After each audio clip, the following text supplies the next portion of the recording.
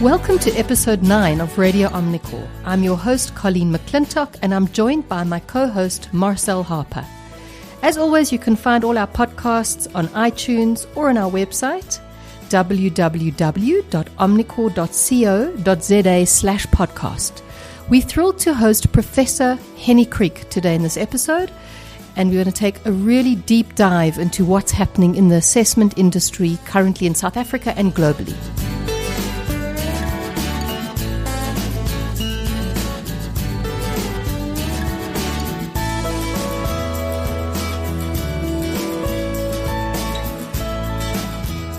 Welcome everyone to Radio Omnicor. In studio today, it's so packed here that I can hardly move. We have my co-host Marcel Harper, we have Dr. Hilton Rudnick, and we have Professor Hennie Kriek, who is the very well-known assessment guru in the industry. We're so pleased and privileged to host him.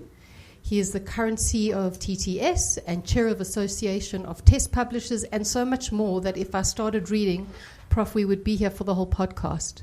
So we're so thrilled to invite you and to have a wonderful, robust debate about the ethics and online assessments and anything that sort of morphs from that discussion. So welcome, and maybe you can tell us a little bit more about what you're busy with, what keeps you up, and just start the conversation. Well, thank you so much for that introduction. So I think you said now, what do I keep myself busy with at the moment? We kind of doing a lot of research at the moment around situational judgment testing. I think that is part of the excitement that we at the moment working on, looking at the different ways that you can use situational judgment tests, and particularly at the moment using SJTs for knowledge-based assessment. So in other words, it's not the same as a multiple choice question, but we use situations, shorter simulated scenarios that actually test the candidate's knowledge. In the environment where we see people use that a lot, for example, airlines, so pilots, as well as the mining industry, where people are concerned about safety procedures. In other words, you design SJTs very close to the specific requirements of the organization in terms of their procedures, knowledges, and so forth. So and I think most of the SJTs, at least traditionally, has been more involved with behaviors, measuring more broader constructs. So that is one of the hobby horses that I'm busy with, and then helping some students as well with their masters and PhDs. Wonderful. That sounds amazing. Hilton, would you like to maybe kick off with a question for Prof? Well, I do, and thanks, Prof. I mean, I think that our audience here is often lay people who are just fascinated with testing and have an interest in the world that we live in, and maybe you can just go into SJTs a little bit more and kind of explain how it would look to someone who's never heard of that. Okay, yes. So the word SJT comes from situational judgment test, and I think if we unpack that, we can first of all think about the situation.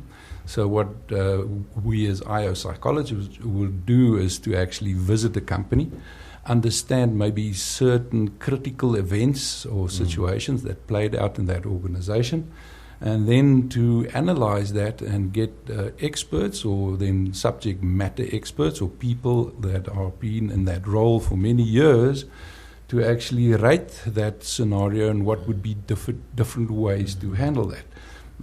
A practical example would be for an they don't call them aerostesses anymore. What is it now? A cabin crew member. Cabin crew member. A very upset passenger throwing a water bottle at the cabin crew member. So what do? You call the captain. You try to call the croupier that is in charge of the aircraft at that stage, and then it's almost like a multiple choice. So that is, I think, it's a real life situation that is created in a scenario with multiple options that you can decide which is the correct one. And as I said, you can really use it for a very technical environment. So, for example, electricians, certain procedures in terms of what is the best or most appropriate action given a certain scenario. And I'm guessing that technology must now start increasingly playing a role, because I guess traditionally an SJT would be on a pen and paper kind of basis, and then it's morphed into something else with technology aiding you. Exactly. Yeah. So if we think back exactly as you said, Hilton, previously it was a written document. There you read through the paragraph in terms of the scenario. Joe Block is arriving drunk for the 10th time this month. What do? Fire him, number one. Number two, get a counsellor in. 3, and so forth, those options. What we've seen nowadays is, a couple of years back also, they actually started with videos. So you'd had a VHS cassette. And VHS those things. Cassette, I'm not sure. The younger kids would not know what I'm talking about. We'll have to explain later. Yeah, I'll explain later. Like Marcel. So you take a VHS cassette and the video player and actually play a video-based scenario. Sure. And then, but you still have paper and pencil where the candidates will then actually respond on the items. So that your they think responses are still manual. But obviously now with the internet, all of this is being done online, unsupervised. You can play videos, you can play audio, or it could be a written paragraph. So even that, lots of research that we've seen with Flip Liefens, that's I think one of the international well-known researchers on the SJT, where he actually compared video versus written and the effect of these different modes. But all of it's now happening computerized, online, supervised or unsupervised. Yes. I mean, I would imagine the next step's going to be the kind of virtual reality component that's going to come in, where you'll really be embedded in a situation. It'll be a simulation where it feels so immersive that it'll probably be almost indistinguishable from the real thing, and that'll probably increase the validity of the experience. I think so. Yeah. So there's a whole new movement of game-based assessment. And I think that is a slight difference from gamification. So. A lot have been said, and I mean the term has been around for quite a while to use games as part of assessment to actually make it, as you said, more emerging and getting people more involved and making it a more enjoyable endeavor for somebody that is busy with assessments. So game-based assessment, certainly we've seen some of that happening now. Some of the use of technology also we've seen where companies are now actually bundling different components of the assessment together. So it's almost like a welcome to the candidate. So you're applying and being considered for the job of a manager for a restaurant. So let's see what is the typical things that you will encounter as a manager of a restaurant. And then you've got a first SJT, maybe a couple of situations and scenarios that the person need to respond to. Maybe after that, then they can say, well, part of this is checking. So let's look at typical financial statements that you need to look at the end of the business day, and then you actually seamlessly move him almost like a realistic job preview through the different components. So, I mean, just on that, we grew up with the scientific literature on assessments where cognition was considered to be paramount in terms of predicting job performance. And if I said to you, okay, so you've only got money for one test, you can only test the person on one thing, would you choose something that would look at problem solving, or would you use a situational judgment test if you could only do one of those? Okay, that's a very good question. And again, if we look at the data at the moment, there's actually a debate about the SJT, situational judgment test. Is it now measuring personality, or is it measuring cognition or problem solving? So because it's actually a mixed bag. And remember I talked about the knowledge-based SJTs versus the more behavioral SJTs. So if we look at the research, there's a clear relationship when you actually do more cognitive or knowledge-based assessments. It's actually tapping more into cognition. And if you actually do a more situation that is behavioral, it taps more into personality. So the answer, I think, would be depending on what you want. So, and what the data has shown that SJTs, if you do a analysis or a regression, and actually you start to see what is the contribution of personality versus cognition versus a SJT, they found that the SJT's got a small incremental validity on top of personality plus ability. And I'm talking small, maybe 2% or so if we look at the literature. So in that sense, I think then I would go for the SJT. And a work sample is also probably more interesting to do, and the person would feel that it's closer related to why they're coming for the assessments anyway. So we'll probably have that.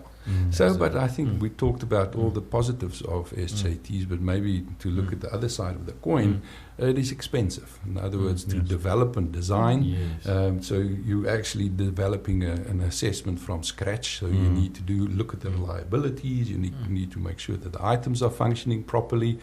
So it's more costly to actually do this custom designed SJT. And I guess it's not as replicable because you might be designing it for a very specific organization, and they might not want you to use it in any other organization. Exactly, So I think pros and cons. So you certainly get some SJTs that are off the shelf. But I think if you want to go into the knowledge components and SJTs or bespoke SJTs, that is definitely one of the, maybe it's more costly. So if we had to send you 20 years into the future and you came to an assessment company similar to ours, I mean, what would you expect to see there that would be different to what we're seeing now? Wonderful question. I haven't done that before. I haven't thought about that. Well, you've been in the industry you've seen a lot of change, I'm sure, already. Well, I think the problem is we don't know what technology is doing. So I think there are wonderful new things happening in this whole technology change. Just off the top of my head might be 3D kind of, if you look at the kind of the wonderful work that they're doing with 3D visual, so you could actually, I think, potentially put a person almost virtual reality in a job and then do an SJT that is on steroids. I mean, I want to get back to something you mentioned earlier when you talked about the difference between knowledge-based and behavioral assessments. And I remember listening to a talk you did in a conference not so long ago where you made a distinction between can-do and will-do tests, if I'm not mistaken. I mean, do you want to comment on that a little bit? Because I think that's an interesting distinction in terms of the history of psychometry in this country and also the future of it, perhaps. Okay, what we also like to talk about is almost backward-looking assessments. So backward-looking assessments closer to maybe the can-do. In other words, that is your qualifications, experiences, all the kind of history that you bring with you to a role. And that, to a large extent, will determine your can-do. So I've done the following research, I've done the following project management projects, I've balanced books or whatever the specific knowledge and skill might be. So those are the kind of the backward-looking assessments, knowledge-based, experience-based. Then if we start to look maybe into the future, so we'd like to predict the person's potential, whether he or she is going to be successful in the future. And I think now the dynamics becomes different. So then we need to look at maybe more foundational components of the individual. Is there a match in terms of the person's style, in terms of what is required in the future?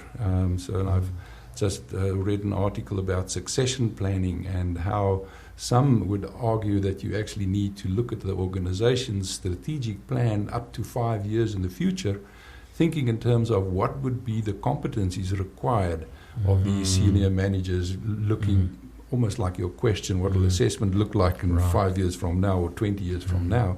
So then by almost thinking in terms of what will be those specific behaviors and competencies required in the future, then the assessments need to focus on that. And it might mean what we've learned, our experience and knowledges might become obsolete. So there is an interesting dynamic. I was talking about pilots. So they've just launched the first totally automatic aircraft in the US that is flying without a pilot, totally computer-based. Wow.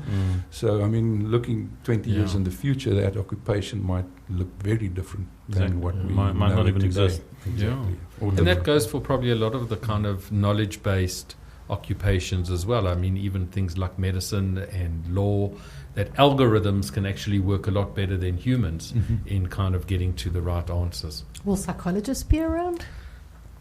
I guess everyone's at risk, except psychologists. Prof, I have a question around, which is, the topic of online assessments. And Can you spoke. I quickly jump into Yes. will psychologists be Yes, around?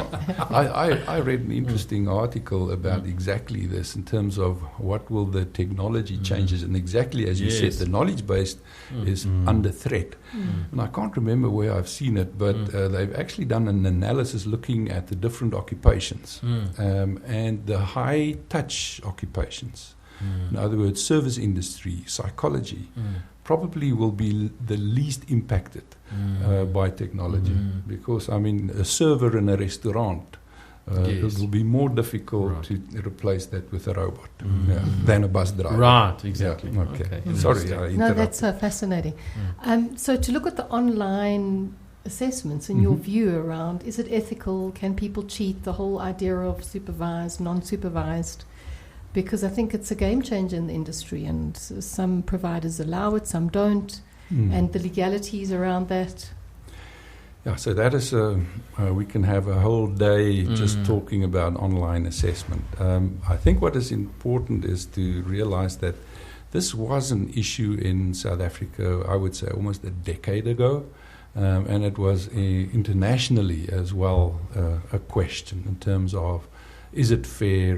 What is the problem of cheating and et cetera? What has happened in the meantime, I would say internationally, globally, it is a well-accepted practice. So the ITC, the International Test Commission, published best practice guidelines in terms of how to manage online unsupervised assessments a number of years ago already. So I think in terms of where we stand today, it's a well-accepted practice. Clearly, there are much more advantages in terms of the online unsupervised assessments, but there are certain things that we need to consider. So there are actually maybe four main things to consider in terms of, but just let's go back to the advantages of online. I think maybe the first most important one is actually that of the cost. Yes. So traditionally you would fly in people from all over the country to attend an assessment center or maybe an assessment session. So now it's possible to assess candidates all over the country 24/7. There's also other research that's shown that people find it less intrusive. So they are actually more comfortable in their home working via the computer than, for example, in a face-to-face testing environment. Sure. So those are, I think, some of the advantages. Disadvantages, as you said, clearly the whole question of but who actually completed this assessment now. So that is, I think, one of the biggest problems. There are four things that I think we need to consider here. And that is the one of authentication. Who actually completed the assessment? So is it really Joe Block, or was it maybe his brother with a PhD in maths that's done that? The second one is the control in terms of exposure of the tests itself. So now let's think about that. So if the test is more of a typical, what we call a typical performance test, like personality, for example, well, you can actually cheat if you want to on a personality questionnaire, whether you're in a supervised environment or not. Yes. So, I mean, the supervisor can't really look in your head what you're putting on paper. So they can't force you to be honest. Exactly, correct. So in cases like personality assessments, clearly very early research already supported that it really doesn't matter whether it's supervised or unsupervised. The problem comes more with your knowledge base or cognitive ability test, where you've got the right and wrong answers, and maybe powered tests, where cheating and the answer is right or wrong, and those keys could be leaked out. So in other words, if that test and the instrument gets stolen by individuals post it on the web, and like we've seen in some cases, you can actually then get some cheating in that sense. So I think those are, and then obviously the consequences. So if I'm using the assessments as part of a high stakes decision-making process, so I'm applying for a job, lots of applicants, then the motivation of cheating really moves up. If it's for counseling or for my own purposes in terms of career guidance and so forth, clearly that is less of an issue in terms of trying. I would really like to understand my own strengths and weaknesses, and therefore that motivation moves down as well. Okay, so let's look at a couple of these issues then. First of all, the problem. So just to summarize, in other words, personality-based questionnaires, really all the data shows it is not a problem. Unsupervised is fine, as long as it's in a quiet environment and the person is not distracted, so that they can actually put their mind to the questionnaire and respond to it in an honest way. It doesn't matter if it's supervised or unsupervised. Okay, so now let's look at the more cognitive abilities or right and wrong power type of assessments. So, first of all, a lot of the modern, more recent ability assessments would actually have a massive, large database of items. So, by doing this, it's actually impossible to give the same questionnaire to the same individual. So, what the researchers has done, and the test developers, is actually to look at the difficulty of the different items.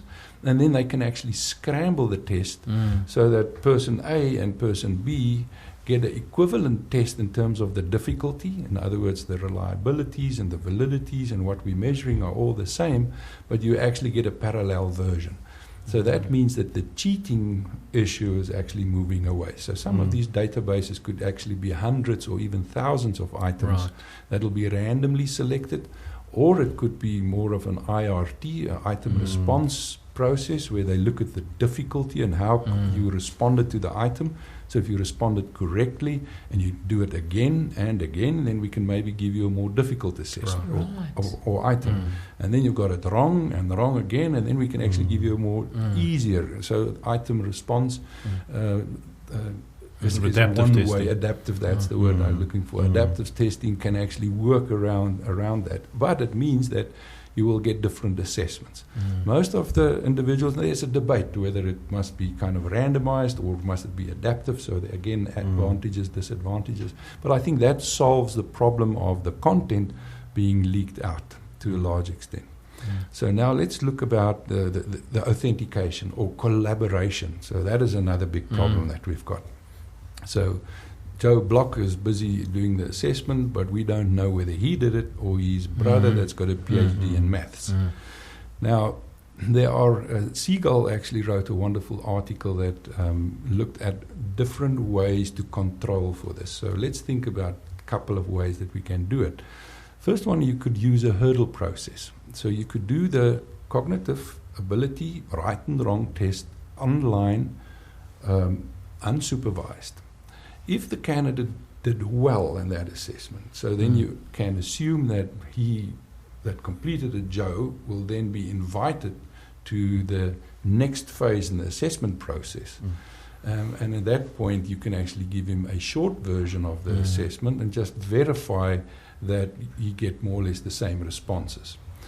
There's also a debate. Some would do it the other way around. They say, no, do the short test online as a pre-screen hurdle and maybe select candidates out, and then give them the long, full assessment in a proctored environment when he or she comes in for the final interview.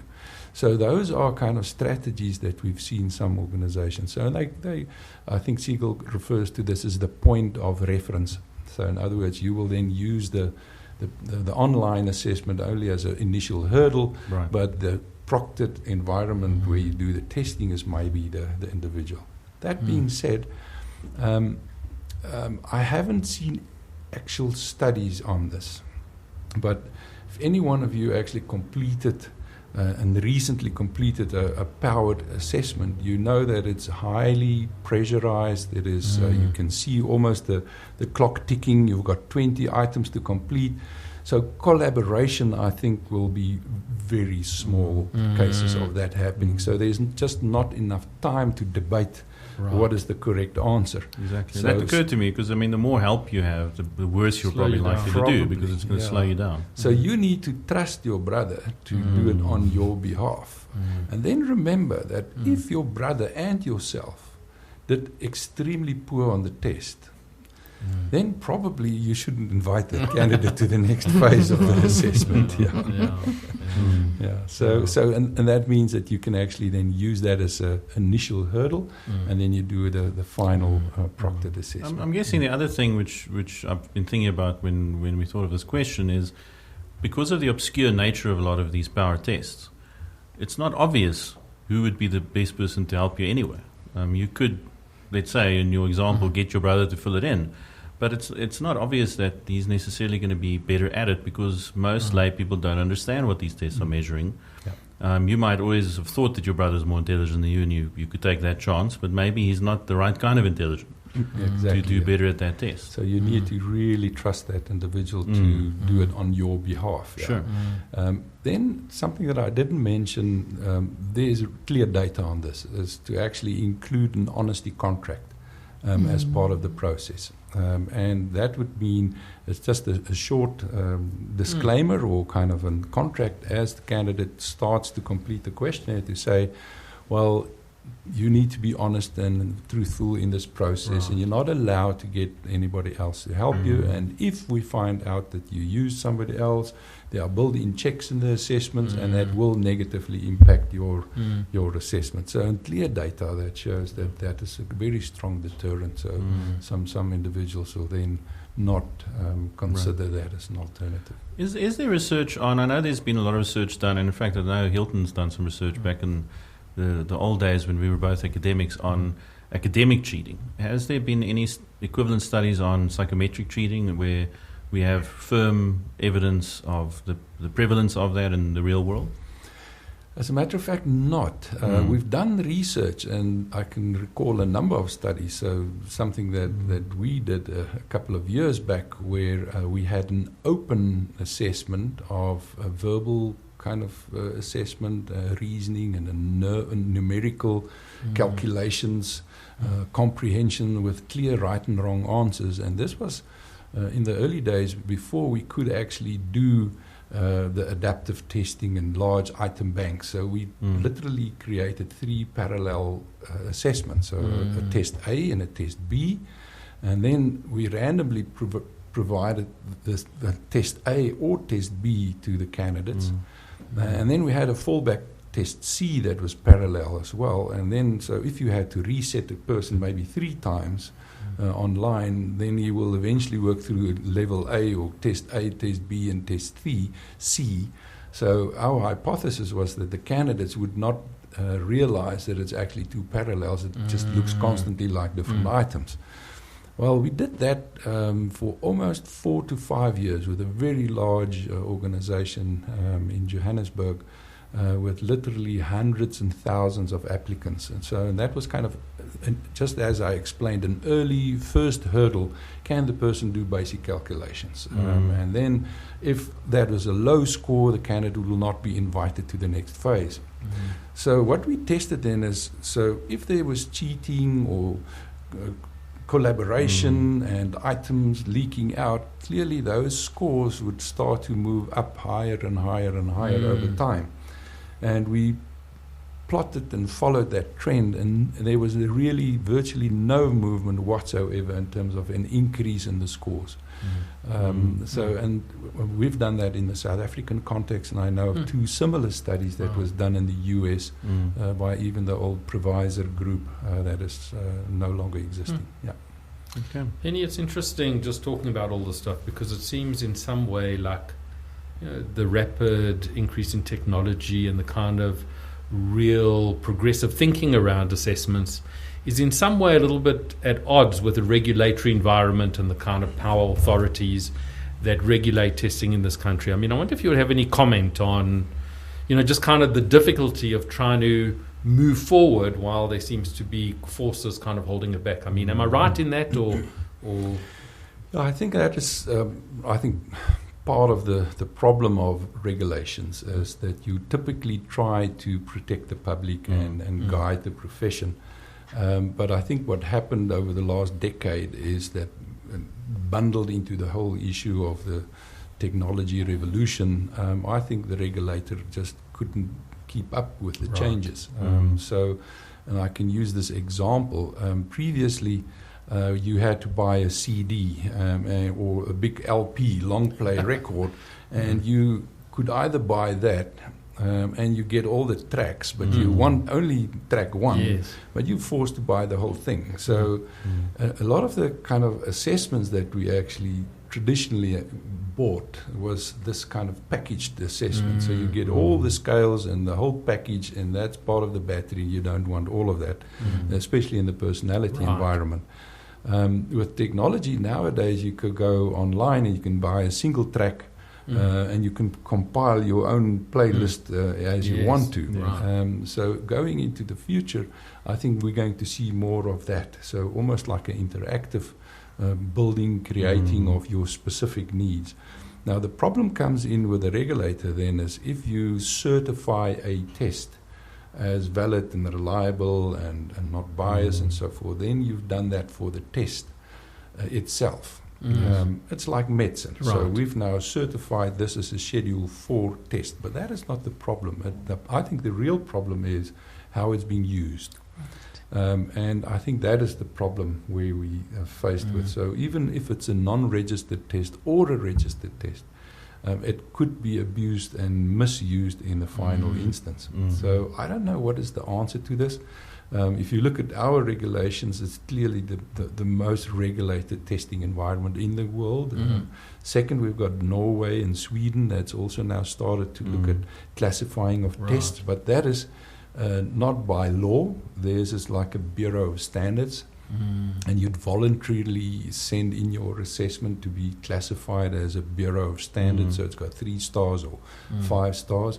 So at the moment, South Africa is the only country in the world where it's by law required to regulate your assessments. I'm not saying that there's anything wrong with it. I think it's a good thing, but I think we will have to think more carefully in terms of how we could.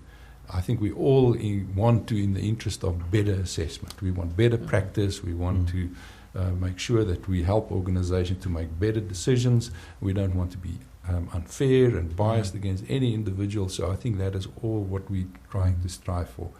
But if you take the regulator at the moment, some of the assessments that are on the so-called approved list has been dated for years already. There are no norms available. They are definitely biased, and everybody will agree about that.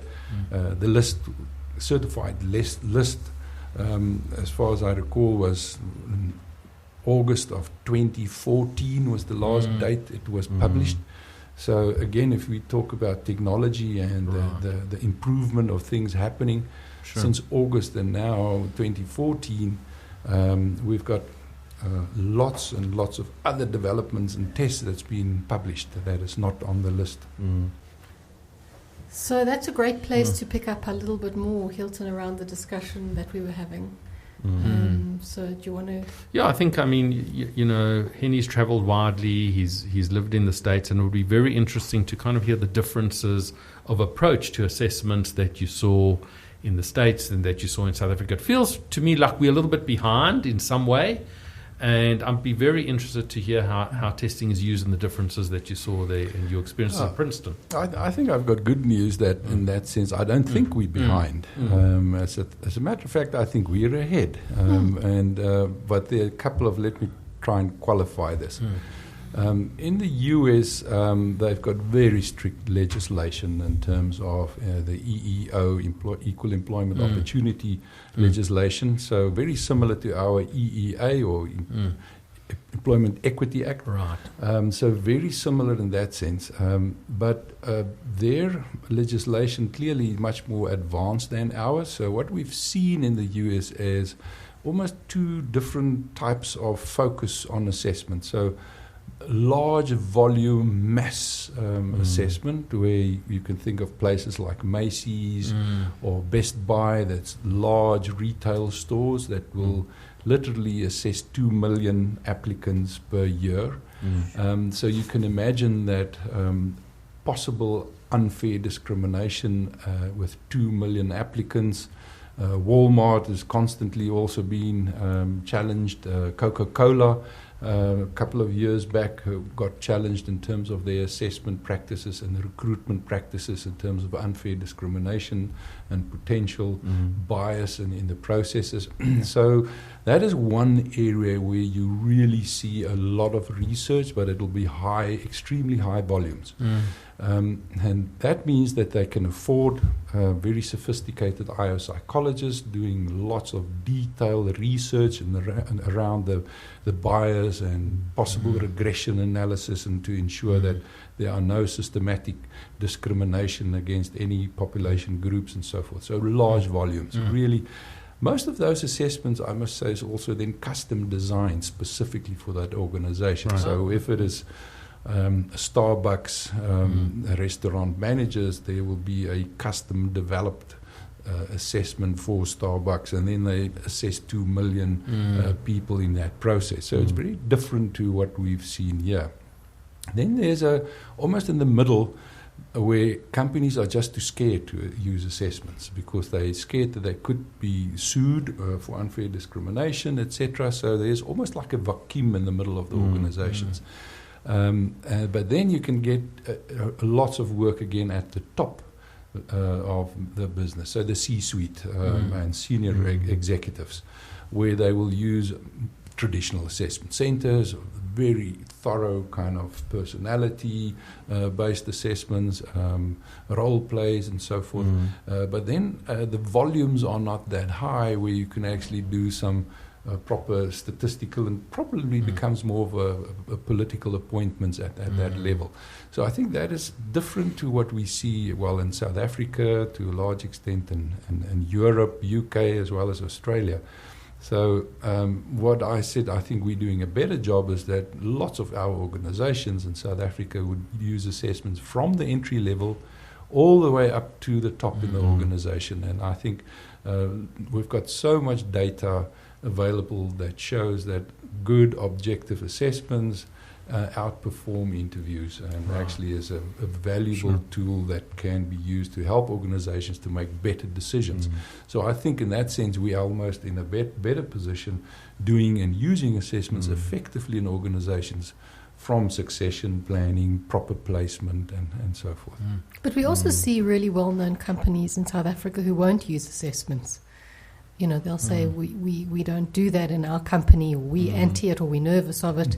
What do you say to that type of organization? Well, I think that is clearly, I think they haven't looked at the data. So if we look at meta-analytical study after meta-analytical study, we know that it is possible to help organizations to make better decisions.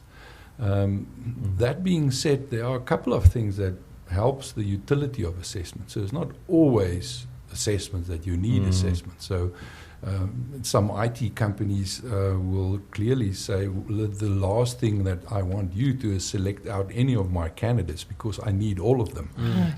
So if there is a small applicant pool of candidates, then it really is not adding value.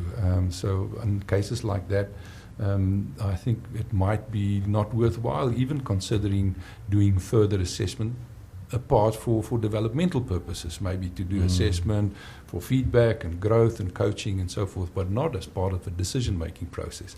So that we will see in some organizations where they kind of fully understand that the purpose of the assessment is now not for screening out and getting the short list of candidates together and then trying to get to the best candidate.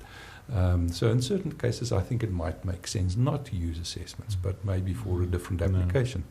It's curious also that you mentioned that some companies are very nervous of assessments because of the bias and discrimination they associate with it, but then presumably they use interviews where if you really wanted to discriminate against someone, that's probably the best tool at your disposal. Absolutely. I mean, so that is the interesting thing is you've got objective data and scores. I mean, then that will give you the data. And if you really want to discriminate unfairly, you do it in the interview. And I think that latches back to my previous point where I said that by regulating the tool itself, it's not overcoming the problem. So I think the problem is how you use that data and how you make the final decision. Exactly. I mean, I'm sure all of us who are in the assessment industry have had clients who've done that, where objective data points in one direction, but their interview experiences point in the opposite. Yeah. And you've got even cases where companies would use or try to misuse the psychologist because they already want person A, but they don't know how to break the news to person B and then get them in to give an excuse that person A was actually recommended by the external consultants. So and that we've seen as well. So, given the complexities of South Africa's history and everything, is there any concern that testing it's a very Western construct, it's been developed in a kind of Western way, and that there may be some kind of bias towards it, in that people who have grown up in a privileged socio-economic environment, played with technology tools and that things, are going to automatically do a little bit better than someone who maybe comes from a rural environment, maybe has the kind of inherent good problem solving, but just is very unfamiliar. So kind of test exposure plays some kind of role. Yes, so clearly that is one of the problems of assessment, and I think maybe we need to rephrase it. It's probably not the problem of assessment. The assessment is actually just the carrier of the message. Right. So, and I think it's don't shoot the messenger. So at times we are kind of trying to find fault with the assessment, whilst it actually is more, as you explained, education. It might be exposure to technology, so it's actually environmental factors. So the test that we use is actually just a messenger. Now, I think what we try to do in IO psychology at least, and if we try to do assessment, job-related assessment, I think what we're trying to do is to actually eliminate cultural differences. So we're trying to look not at the individual, but we're trying to focus on the knowledge and the skills and the specific competencies, the behaviors or the orientations that you need to be successful in a specific role.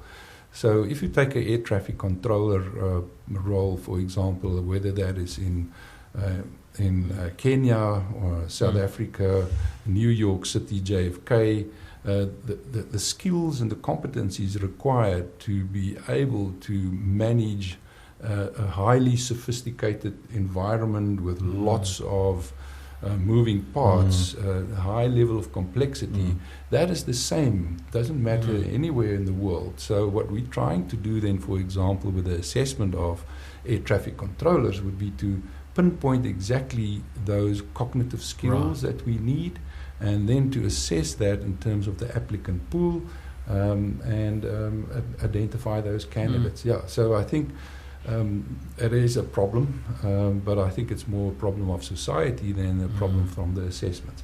That being said, I think we need to think very carefully how we plan to use the assessment. So if it's for the early identification of potential, then certainly you can adjust the assessment to use maybe less verbal orientated assessments that are using more abstract reasoning or different methods to actually get to the scenario. I'm thinking of my good friend Jim Utz, that is African American, that did a lot of work in terms of using simulation exercises, type of SJTs, to overcome the problem of language and written information. So in the selection of firefighters, they used actual visual pictures as part of the selection process instead of a written exam. And by adapting and changing some of the assessments, you can still get to the core of the construct you're trying to measure.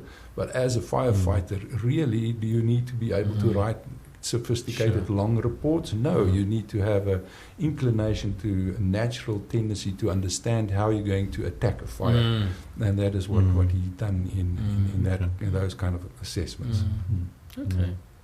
I wanted to also just perhaps return to something you mentioned in passing around test development in South Africa, in your role as chair of the Association of Test Publishers. And we spoke a little bit off microphone on some of the legal issues you guys are facing or kind of following up on behalf of test publishers. Do you want to comment on that a little bit? I know that perhaps the findings of those legal proceedings will be out by the time this podcast hits our listenership, but maybe that would be interesting for them anyway to know what your thoughts are on that. And I think everyone in the industry knows that the Association of Test Publishers have been very vocal in trying to fight for the rights of this industry. Okay. Maybe I need to just take a little bit of a historical view of it. So first of all, traditionally in South Africa, as well as the American Psychological Association, as a matter of fact, classified tests as A, B, and C level tests. So A test would be basic calculations, comprehension, verbal usage. So it's really not a psychological test at all, but it's called, I think, more of skills assessment. So those were A-level tests. Then you had B-level tests. That is more of cognitive reasoning, maybe, in that classification. And then C-level tests would be your typical personality-based assessments. Now, traditionally, we had those three different classifications. And as you said, we actually talked about the old Test Commission. Now, the old Test Commission was empowered by the Health Professions Council to look after the A-level tests, so that kind of called non-psychological tests, because it's actually falling outside of the domain of psychology. Then a couple of years back, the Health Professions Council said, no, but it's not our domain to look after the A-level tests. So they kind of discontinued the Test Commission. I think they closed down, as far as I know, and it was made very clear that the Health Professions Council's domain is that of controlling and protecting the public in terms of psychological tests. So, therefore, they started to embark on a process to classify a test either as a psychological test or not. So if it's classified as a psychological test, it means it must be controlled by a psychologist. So that is in line with the Act. It says that is a psychological act. So only psychologists can do a psychological act, and that will include a whole list of things, including the use of psychological tests. Okay, so I think that worked fine. And then we had the Employment Equity Act that passed, and that is, remember now, outside of the Health Professions Council. So this is now Department of Labour. At similar vein, they said if you want to do AIDS testing, there need to be justifiable reasons in the work to be able to do that. And in the same vein, there was a Section 8 that looked at psychological testing. And in that section, it said you can only use psychological tests if they are valid, reliable, scientifically proven to be so, not biased, and can be used fairly amongst different individuals. And that just classified a specific extra classification. Now, then, more recently, I can't remember the exact date now, the Employment Equity Act was amended, and there was a Clause D added to this. Clause D then said, apart from the following, in other words, Section A, that the test must be scientifically to be proven to be valid, reliable, it must not be biased and can be used with others. Clause D said it must be registered or classified and certified, I can't remember the exact term now, by the Health Professions Council. Now, that then caused a lot of confusion in the workplace. So, for example, non-psychological tests, must they now be classified by the Health Professions Council or not? Some tests are 4 to 5 years now pending the certification and classification by the health. There's actually quite a significant difference between classification and certification, but that I'll leave to the legal guys to sort out. But it means there are lots of lists, tests that was kind of normally used in the process, that was not certified yet. And then the biggest problem was, what do you do with SJTs? We just talked about SJTs. We talked about assessment centers. Those are simulation exercises. And the argument is clearly that it's not a psychological test. It's actually a test of your knowledge and procedure of flying and so forth. So this confusion, then a lot of companies felt that no, all tests must be certified by the Health Professions Council. The Health Professions Council said, well, if I read the Act, we need to certify everything. And this was the confusion. So the Association of Test Publishers then felt that this confusion can only be resolved if we can get agreement either from the Department of Labour or from the Health Professions Council to give us clarity in terms of what are they now precisely meant by this Clause D. We couldn't get clarity, so I think eventually we felt that the best way to resolve the issue was to actually scrap Clause D. In other words, if you take that Clause D out, then you've got the Health Professions Council that still looks after the classification of psychological tests as psychological tests, and you've got the Employment Equity Act that actually regulates the use of testing in the workplace. So in other words, if you use an interview or you use a situational judgment test or a simulation exercise that is not proven to be scientific, valid and reliable, that can be used, then there will be recourse from an individual, for example. So that was the crux of the court case at the moment. So we ended at the end of last year. There was a high court a court case that was actually a 2-day long session. The first important thing I think that happened during the 2 days was that the Health Professions Council conceded that non-psychological tests is not part of the domain of the Health Professions Council. So that I think is already giving us some clarity. I think, but the best would be if we can get Clause D just postponed for a while. So the whole idea is that it will give everybody a chance to kind of get our houses in order. There was not regulations published in terms of how this act should be rolled out. Those regulations must be published and available to the public to actually understand how assessments must be used in terms of the Act. So there was quite a lot of confusion. So we hope that the judgment would give us some reprieve and some time to work, hopefully, with the Health Professions Council to get to a better solution for everybody. I mean, at the risk of opening a can of worms here, I always thought it was a really strange distinction myself of this whole debate around what is a psychological test or not. Because then and I've seen that in the industry where you get test developers or psychologists who say, no, well, this isn't a psychological test, we're measuring habits. So that it's a splitting of semantic hairs to try and avoid the designation of a psychological test, even though everyone who's looking in on it cannot see what the difference really is, and that psychologists are using this thing, they're doing research on it, it's in a psychological journal, but it's a habit, so it's not personality, it's a habit, so it doesn't fall under that purview. So the Act, and I think this is maybe where, coming back to our early discussion where we said, is regulation the way to go? I think that is the problem. So we started now to embark on a regulation route.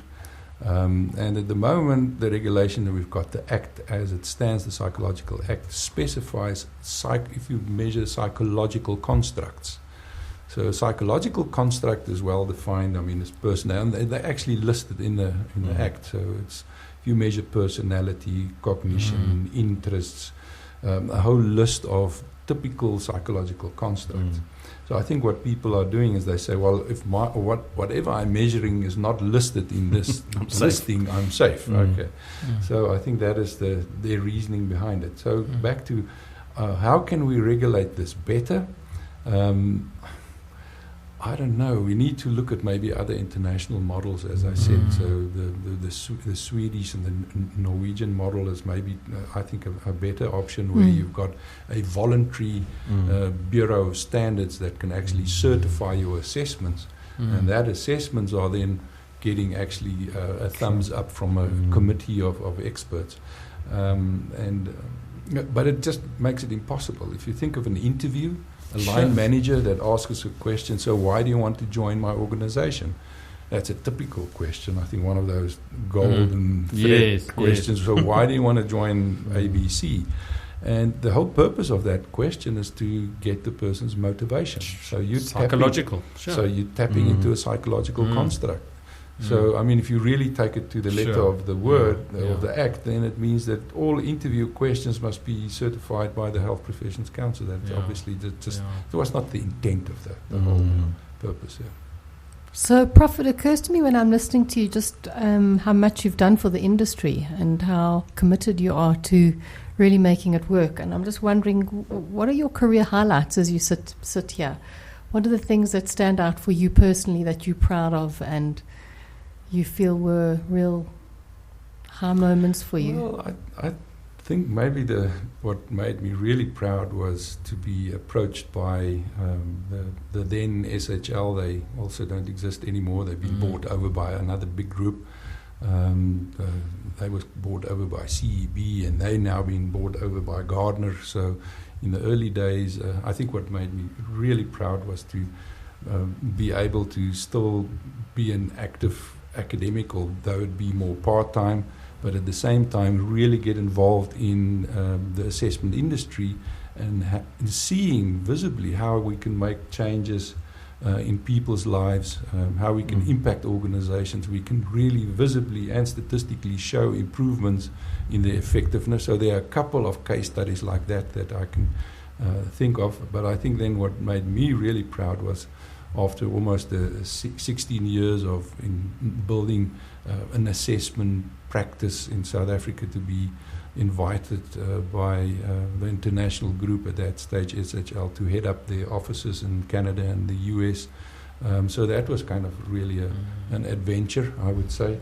And then you're far too humble. So that was, I think, really but I think looking back, and why I truly believe that with objective assessments we can make an impact on people's lives, and you get happy people and happy positions and happy organizations, and that should just increase productivity and should get organizations out of the economic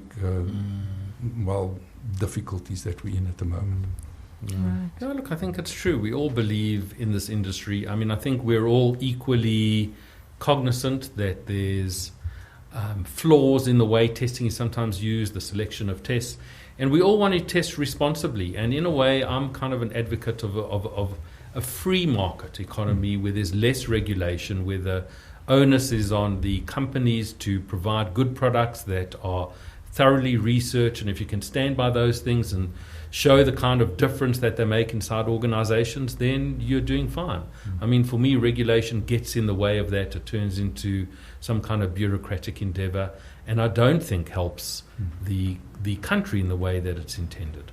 Yeah. I had an interesting discussion with Professor Colleen Mclintock at the University of Stellenbosch, and he kind of said that he think one of the ways that we could maybe look at this going forward would be to look at a similar model than the chartered accountants model, in the sense that large enterprise businesses where you've got large volumes of applicants that could be potentially adversely impacted by stupid assessment practices. There could be a requirement, let's say, from the Department of Labour to say that those organizations' specific assessment system or selection procedure must be audited in terms of best practice, because then you can actually look at from the application form questions that being asked, that is not a psychological test, to the test. Yes. How do you combine all of those scores to make a recommendation into the final interview and in the final? So then you can actually do the whole process. Audit. Similar like an auditor will come into an organization to audit your books to see if you're not cheating the revenue, the receiver of revenue in terms of your profits. We could actually get certain certified maybe auditors on the assessment process that is empowered by government to actually go and audit high volume assessments. So that was, I thought, maybe a outside of the box solution that maybe the IO psychology and psychology fraternity maybe must take forward from the society side, and that might be a recommendation going forward. So that kind of made sense to me. Okay, good. I mean, you're doing it in hospitals, you're doing it where there's, risk. It would be interesting if people volunteered that, just as an objective view. Are we getting it right? So not because I'm forcing you to have an audit, but how would organizations approach maybe academics or say, check out our process, are we doing it right? Is there anything we can do better? Because we certainly see with some clients some horror stories of what services are provided to them, and I mean, Marcel, you experience that a lot, where they get given terrible advice. Sure. It'd be interesting to see. I think we... Sorry, were you going to go? I mean, we know that test construction has got such a rich pedigree of science behind it, and that we rely on that science. I mean, that's why we know that it's good. It's not that you can, on some drunken Sunday afternoon make up a test and then use it on Monday to select someone. There is such a lot of evidence and research that goes into good test calibration, and we rely on that. So, I mean, I think that we're well covered, and if we just rely on the science, I think that we're in good hands. And it's interesting that you mentioned that now. So if we look at the litigation in the US, I don't know of a single case where the test itself was pinpointed as discrimination. Most of the cases were around the process and procedures. Yes. So in other words, it's a procedural fairness that went wrong. And I think they are so concerned in any case, so that as soon as you've got an objective test, you can pinpoint holes into that very easily, because you can look at the reliability, you can look at the data. It's even been documented that some of the judges in the US would actually do their own regression analysis to actually interrogate the data. Yeah. So in that sense, I think we're doing a fairly good job with the assessments. But I'm not saying that we must throw out the baby with the bathwater and all of a sudden stop with our current process of quality assurance and certification of our assessments. I think that is something that is good, and some kind of quality assurance, and that is part of our, at ATP, we kind of trying to get the Health Professions Council. I think there was some initial agreement to that, that's just not been implemented yet, is to use the European Federation of Psychological Associations, EFPA guidelines. They created a wonderful model that was kind of agreed by all the European psychological associations to evaluate tests. So it's almost like a 5-star rating. And it's got very clear and objective criteria. So, for example, what is an acceptable reliability? So at the moment, there is nothing in our Act, in our test classification system, what is an acceptable reliability? And as a matter of fact, that's part of the concerns that some of the test publishers had, that they would send their test to the Health Professions Council and get a review back, and one review would say it's brilliant and the other one said it's horrible. So there wasn't clear objective criteria. So if we can get the EFPA guidelines that will evaluate tests with clear guidelines, so between this and this it's a star 1, between the reliability of between this and this is star 2, then we've got a clear, concrete documentation, and also the test publishers know what to aim for, because it's a preset criteria in terms of what they need to meet. Sample sizes, norms, for example. At the moment, some reviewers would argue that the norm group is not big enough. Others say it's fine. Some would argue it's now old, it's dated. So when is it dated? It's not been agreed that there's no single document that say your norms must be not older than 5 years, and your sample size, you get 1 star if it's 100 individuals, you get 2 stars if it's 1,000, and 5 stars if it's 3,000 or more. So that kind of objective criteria, I think, will do wonders for be able to classify and certify tests as good quality.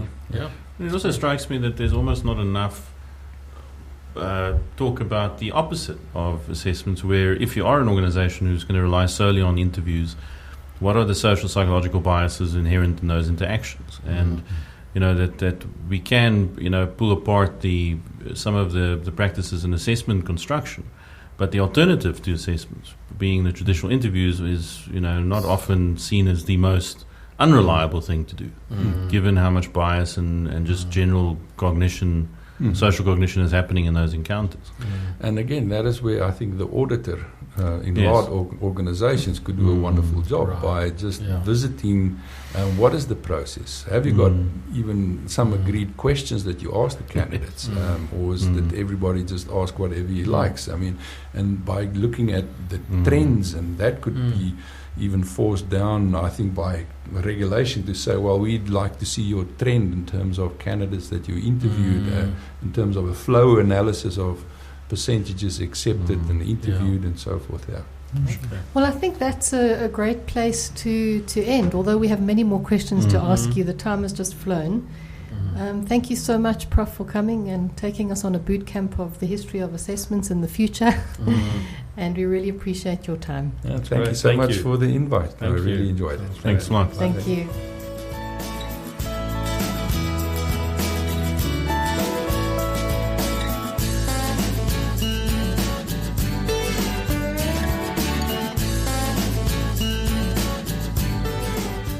Well, that wraps up episode 9, and it was fascinating, a real deep dive into what's currently going on. I think there are going to be lots of comments and questions after this podcast, and a quick shout out to Colleen Davis and Megan Diamond, who already gave us some great feedback about our podcast. And I leave you with the thought, how are your assessment practices doing? Do you need to audit? Do you feel they're ethical? Thank you again for tuning in, and please rate us on iTunes, send us an email, comment. We really appreciate it.